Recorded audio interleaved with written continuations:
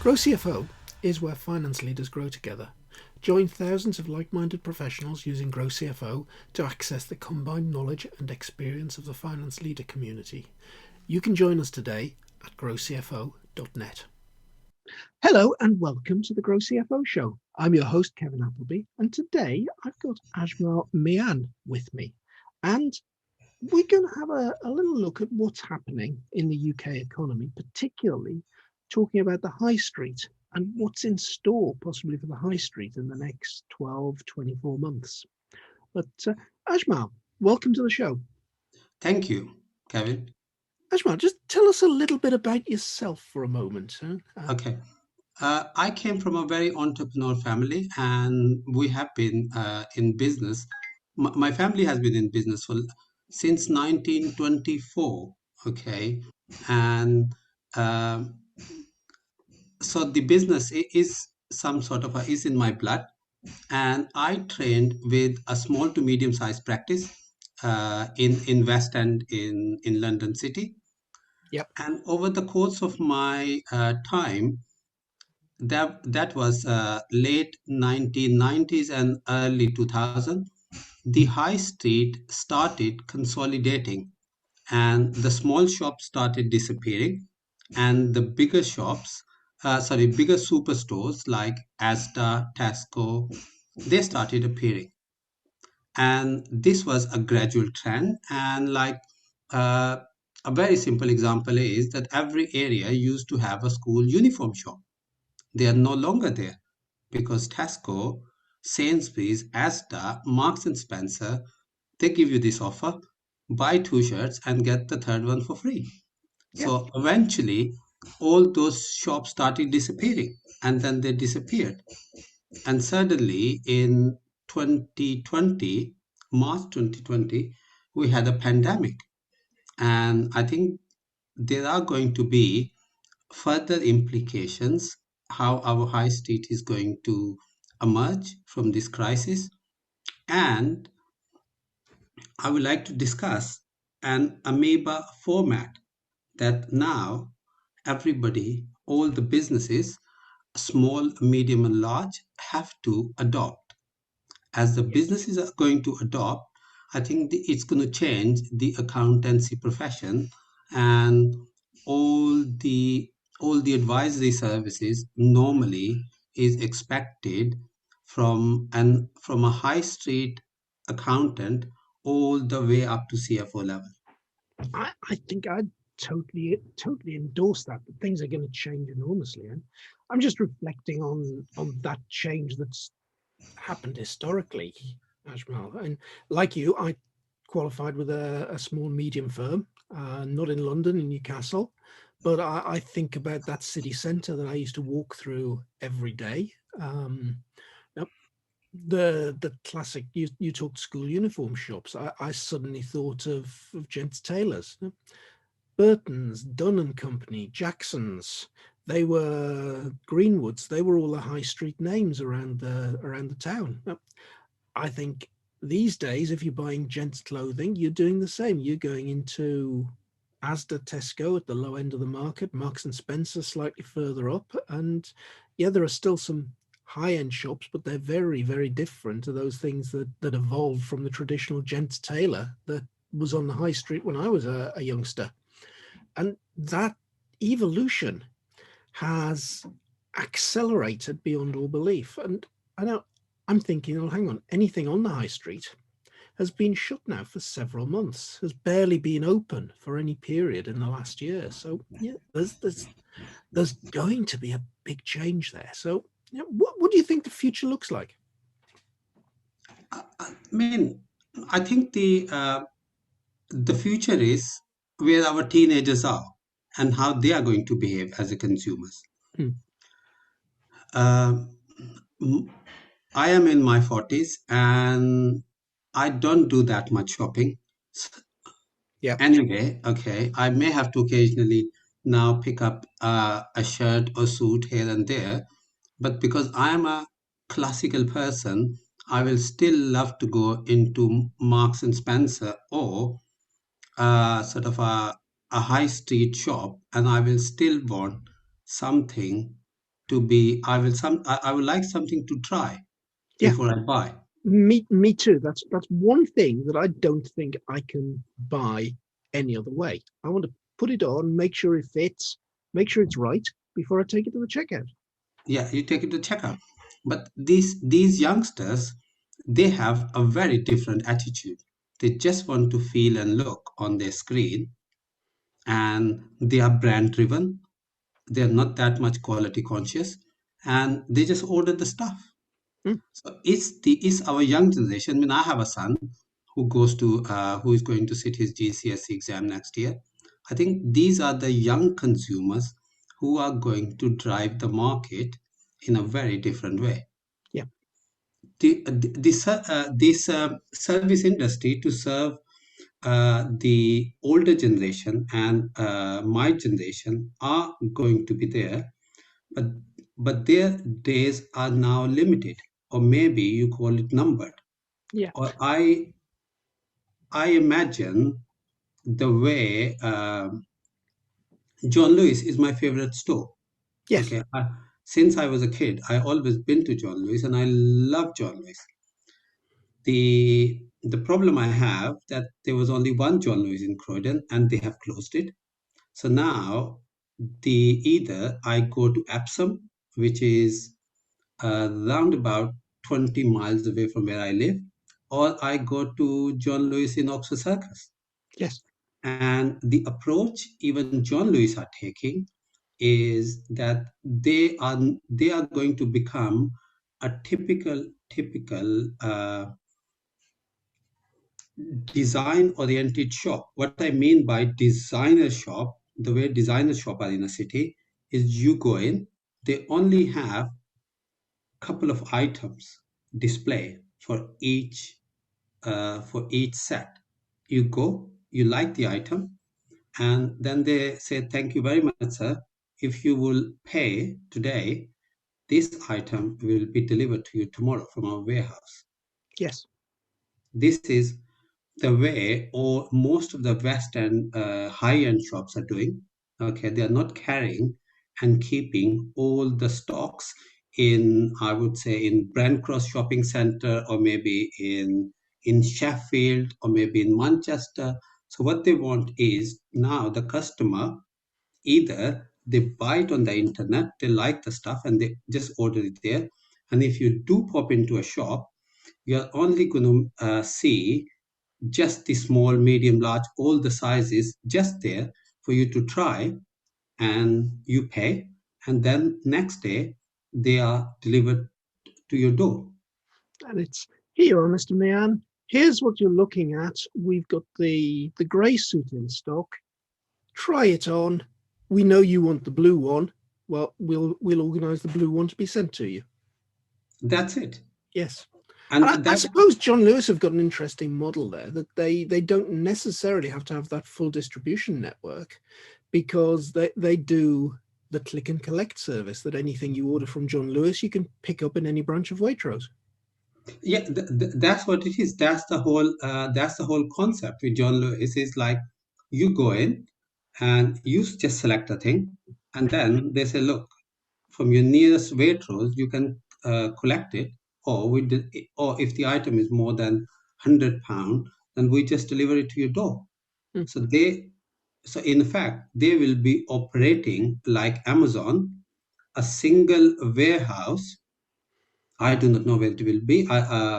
In Wales, or in Manchester, or in Bristol. I don't know, in Birmingham. Just one warehouse which will take all the orders before 5 p.m. and they will deliver next day. Yeah. So So this is I totally get that model and see where it's going to. And I know before we started off, we started talking about the things that Amazon have been doing over the last few months, and they've got quite an incredible business model. It's very hard to compete against. And you've experienced ordering all sorts of things, I believe, over the last few months, and certainly I have. And you order literally at 10 p.m. one evening, and the service sometimes can be as good as it arrives the following morning. I mean, the Amazon, I mean, like there is a one beauty in all these American businesses is they, I would not say they have revolutionized the world. Uh, what did Roman did for us? The Roman gave us very straight roads. Wherever you want to go, there is a straight road. And what Americans have done, Americans have given us the internet and the Wi-Fi. And I think now, because of this power of internet and Wi-Fi, they are capitalizing. Yes. This is, uh, I do not believe that the Amazon is going to remain as a single player in the market in the short term. Yes, in next 5 years, it's going to be pretty difficult for somebody to copy the logistic system they have. Mm. But but going forward, uh, there are going to be some regionals and some national players who are going to compete with Amazon. And I wouldn't be surprised if all these high street, like like imagine uh, BHS, which is no longer there, Marks and Spencer, John Lewis, House of Fraser, or Burton, they make their own alliance and then they come up with a distribution network for this for their own sector. Yes. There are going to be regional and national players, but it's the it's the courage and it's the entrepreneurism has to evolve from within our United Kingdom boundaries to compete with these giants. So they launch their own model. Yeah. So we're moving maybe 5 years hence. You're walking up the high street, nearest one to you. What do you think that high street looks like in 5 years' time? I think the high street, I wouldn't say that they are going to disappear, Mm. but the high street is going to be much more of a different experience. It's not going to be the traditional high street. I think the high street will be probably a place where you and I will go and we will have a fixed seat in a coffee shop. And as a CFO or as an FD, you will take your laptop there. You will work from the high street. There will be a coffee shop. There will be probably a, I do not know, a small a burger chain or a small takeaway restaurant. So you will have your lunch. You will work in the high street, and then you will come back home instead of uh, the way I go to city. I go 15-20 miles into the city, and then I complete my work and I come back. And that high street model is going to be our office Yeah, for I, for I I can see that, and I'm I'm actually a trustee of a sports centre in the village that Mhm. we live in. And one of the things that we recognized across the pandemic is that issue of people that now are required to work remotely but haven't really got the facilities at home to do so, and recognize the model is going to be there for quite a while. So we're actually converting part of the sports center to give a potential working space. Same sort of idea of a hot desk, coffee available, and so on and so forth. So you're not working at home, but you've travelled much smaller distance than you normally commute to somewhere that's conducive to doing whatever it is you need to do. um, uh, I think that flexible model where you will be offering for X £100 a desk space, I wouldn't say a reserved desk space, but I would say like uh, pay and play, Yep. or if you want a fixed space whenever you walk in, then I think it's going to be all down to the pricing model and all down to the demand. But this can be for a few £100 a month is going to be a membership of a club where you Yes. go in, you do all your work. If you don't need a high spec color and cutting edge technology printer at home. So everything is going to be there. You just log into the system recognizes you when you have logged in. You can do all your printing. Even if you have to send some scans or fax, they have all the facilities. You finish your work. It allows you to have a I do not know, paid or prepaid tea or coffee card where you go and you pick up your tea or coffee 2 to 3 times a day. You have your some sort of your sandwich, or there's a sandwich bar. You pick up your lunch for, I do not know, £6 to have a sandwich, some crisp, and a glass of beer if you like, or if you want to have a hot drink or a cold drink, you pick up your lunch, and that's your day's work done. Yeah. Yeah. So you don't have to commute 30, 40 miles. And in the meantime, that similar space can provide you with with a telephone booth, some sort of things. If you want to have a conference call, you go in, you have your conference call, or you attend your board meeting. And I think this sort of a model, we like it or not like it, I think this is going to emerge slowly and slowly. Yeah. And I guess there's still a place there for some shops,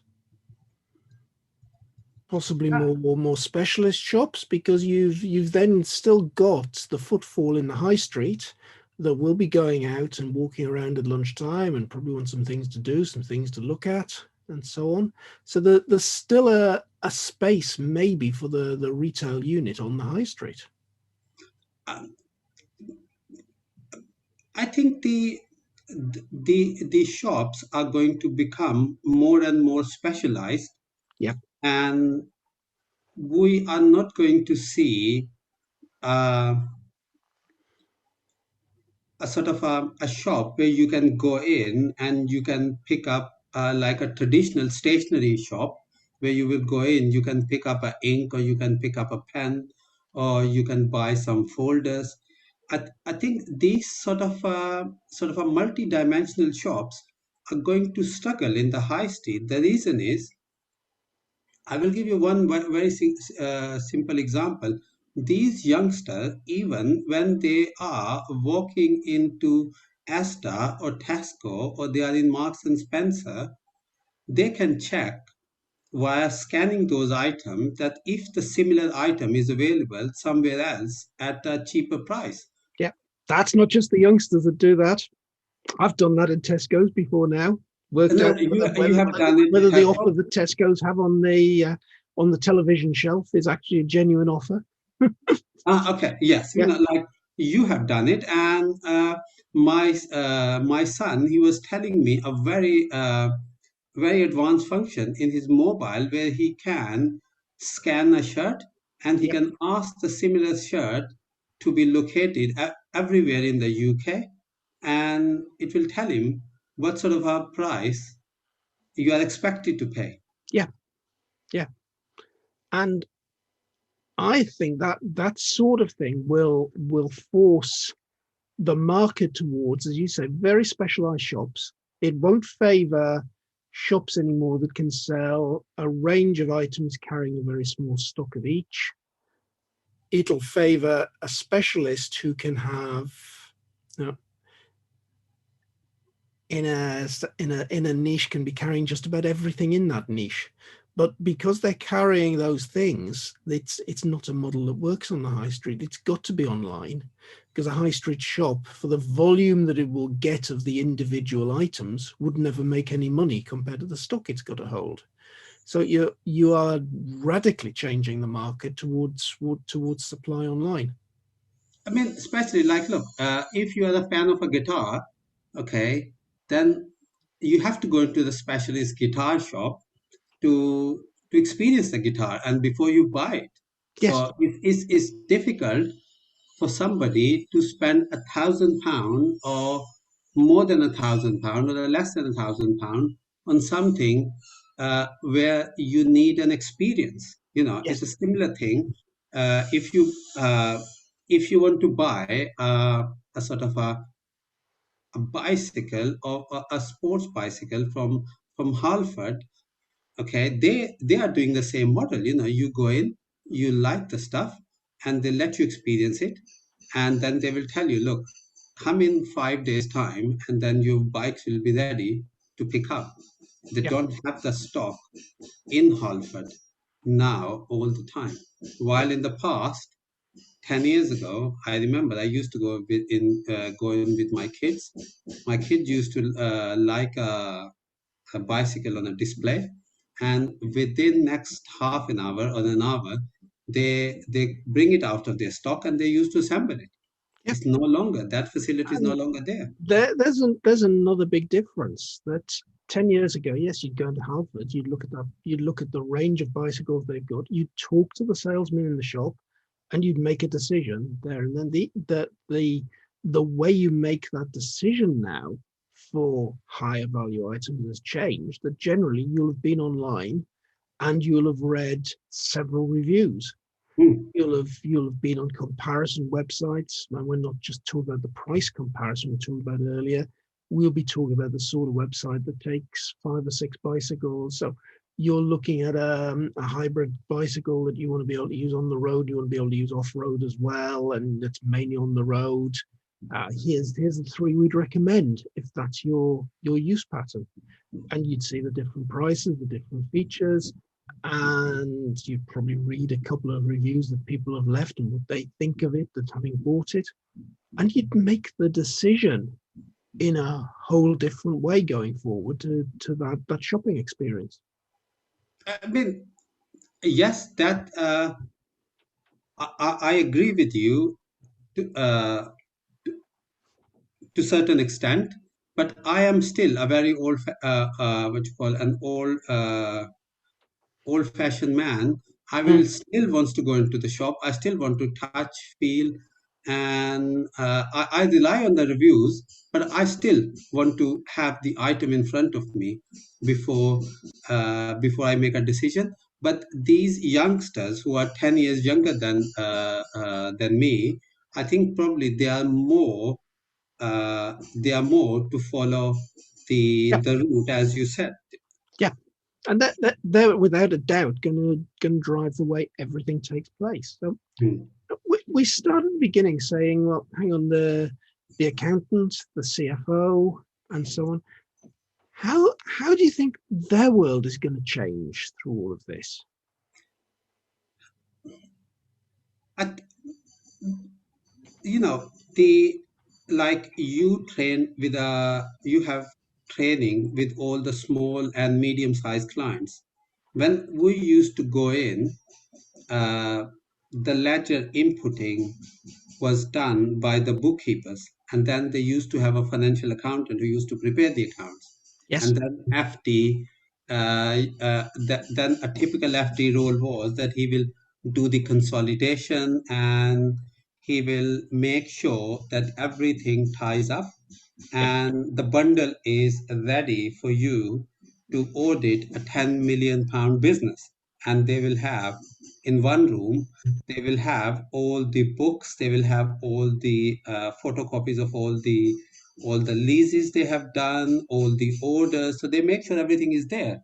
But yes, now all this documentation can be PDF, yes, and they can be send it to you. And I was just talking to a youngster who is training with EY yesterday, and he said, "Look, we used to go to the client's office to do the audit, but we don't have to.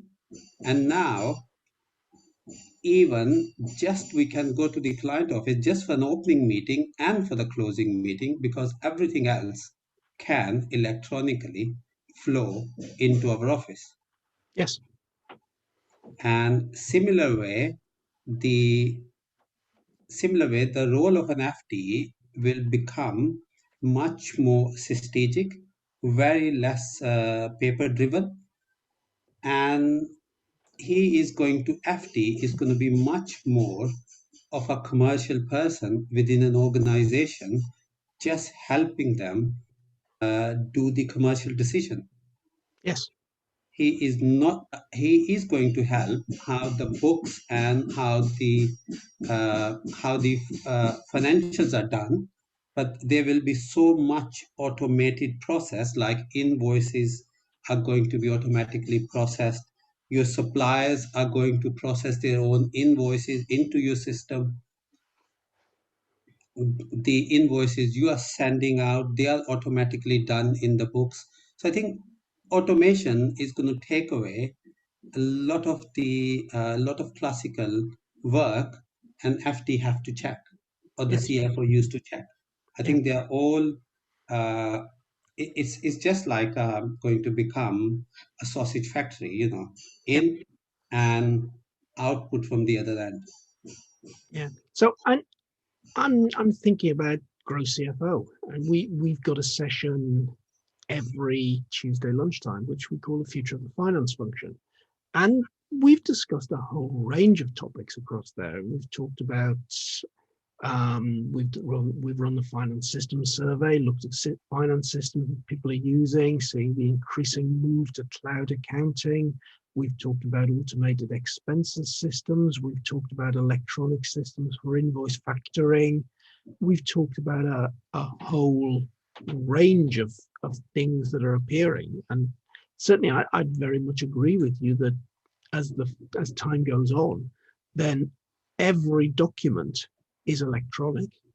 Every document is in some way pinned to the general ledger, so that you can drill down and you can get from every transaction in the ledger to a PDF document that shows the invoice, the purchase order, whatever it is. So we're seeing a high street that possibly doesn't even need those firms of accountants on there, because an awful lot of those staff that would go into the office don't even need to be there anymore. They certainly don't need to be on client side. Do they need to be in their own office? Large numbers of those people can work from home with the sort of remote working environment you're describing that avoids the commute. I think the thing that would concern me if we're talking about that sort of model in our own practice, and you and I, we both trained in small, medium firms. We learned a lot from the more experienced folk around us. How do you think in this environment where you can work so much more alone, so much more remotely, how do you think that's going to impact the training of the next generation of finance people coming through? I was when you gave the whole description, the changing scenario. The first thing which came to my mind was the training element, Yeah. because the training element uh, is the core of. I mean, the training is so important that you cannot have the future leaders unless you train people. Exactly. And the typical example is the British industry has suffered, and a lot of sectors have disappeared because we didn't have enough apprentices to carry on with the trade. Yes. So a lot of industries, the manufacturing industries disappeared, is not for the reason that we have not been competitive, but it was the lack of next generation to Yep. come and take over. That was the problem with the British industry at large, because we stopped apprentices, we stopped training people. Uh, Everybody wants to go to university, everybody wants to have a degree, and there was a trend in late in early 90s and in late 90s, that the old polytechs, they became universities, so everybody was obsessed with a degree.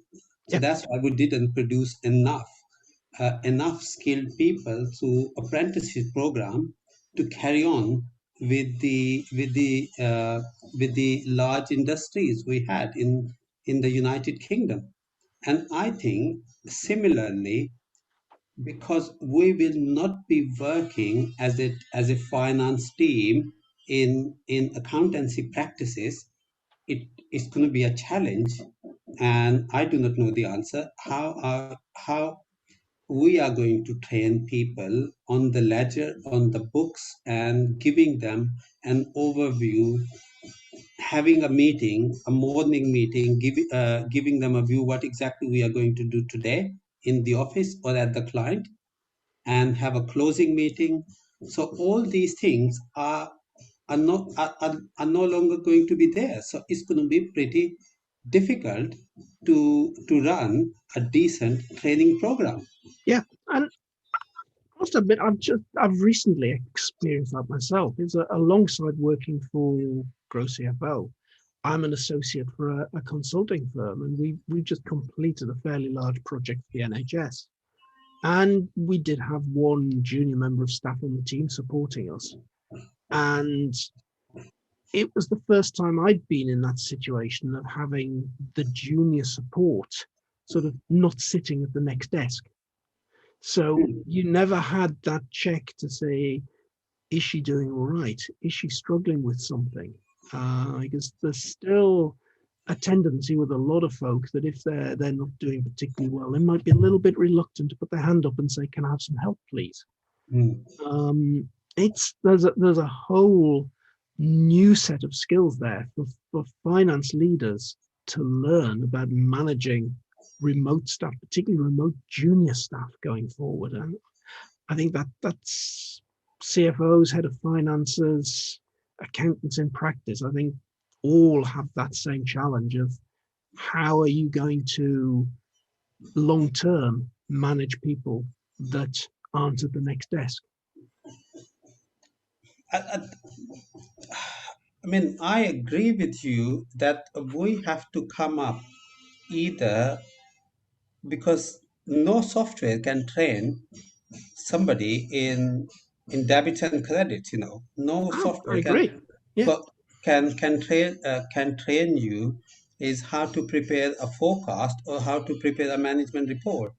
If as you said, if the junior is sitting next to you, you can, I think, for couple of hours you can hold his hand, and whenever help is required, you can just move over to his desk and you can give him all the support he Mm, requires, and then he can go seamlessly yes. in that particular day's work.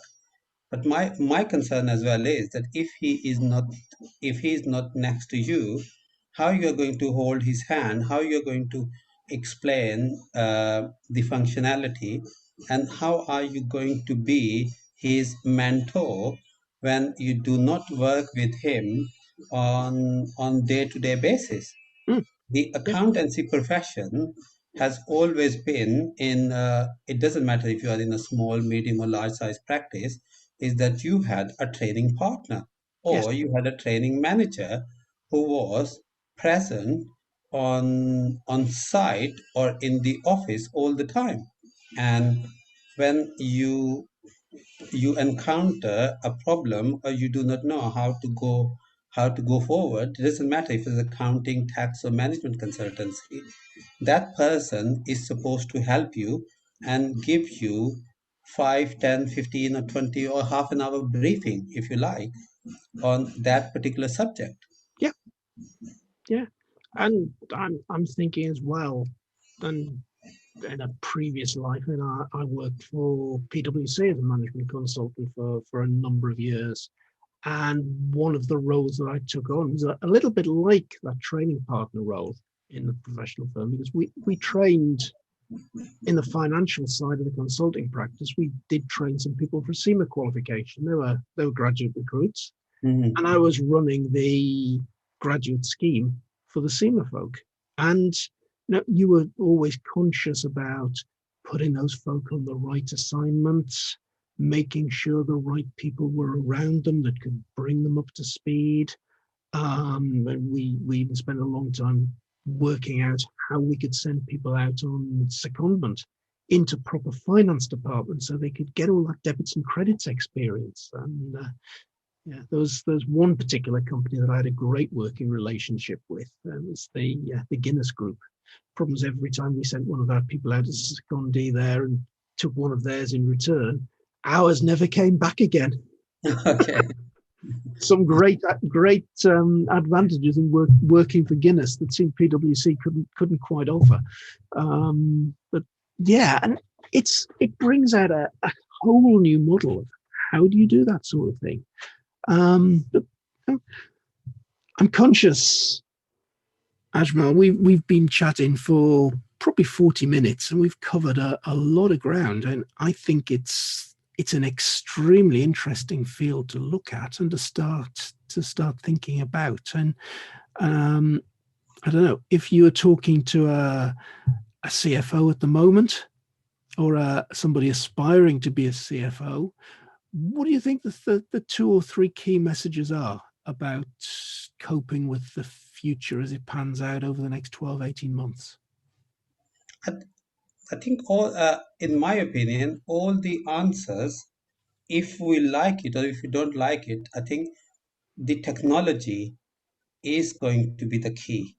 Technology is going to provide us the answer, and technology is going to be the next a training manager, because if the leaders are not there, we need to put a system of artificial intelligence in place, so those trainees who are working remotely, they get the full support. Mm. I do not know. There may be a uh, uh, virtual guy sitting next to them wherever they are in the world, Yeah. and looking after them. It's an interesting thought. So I suppose that key piece of advice is, Mr. CFO, Mr. Training Partner, Mr. Senior Finance Guy, whoever you are, you need to be absolutely focused on technology in the future, Mm. understanding technology and the art of the possible, both for the way your business does business and for the way you look after and manage your people is going to be absolutely vital. Yeah, it's going to be absolutely right. Yeah. Ajmal, thank you. That's a fascinating insight into what's going on in the economy. And I think, yes, we've touched on things and we're just going to have to watch and see what happens in the fullness of time. But one thing that I'd encourage any listener to do, if you're starting to think technology, I mentioned as we were chatting, the regular Tuesday lunchtime, Tuesday 12 o'clock, Future of the Finance Function session in GrowCFO. You can join GrowCFO as a free member, and you can sign up and you can attend those Future of the Finance Function sessions on a regular basis. And as I say, we've covered a whole range of topics around the changes that are going on in finance, in technology, in systems, in people, in processes. And we'd love to see you along in the room. So thank you once again for tuning into the GrowCFO Show.